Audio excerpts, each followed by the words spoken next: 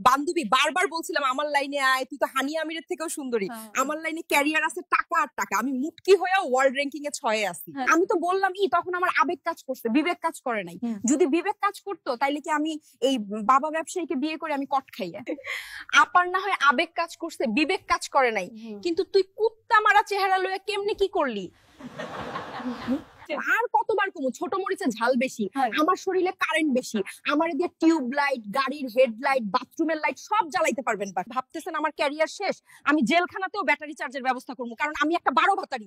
ওই ভুটকি, তুই হাসবি কম, তোরেও তো মানুষ ভালো চোখে দেখে না। ওই আমারে ভুটকি কইবি না, ফকিন্নির বাচ্চা। আমি রেমিটেন্স যোদ্ধা, র্যাঙ্কিং এ 6 নম্বরে আছি। আমার অবস্থানে পৌঁছাতে তোর 7 জন্ম লেগে যাবে। ওই ভুটকি, তুই তোর ক্যারিয়ার নিয়ে থাক, তোরে তো এখন ডিম থেরাপি দেয়, কেমন লাগে ক? দেহি ক।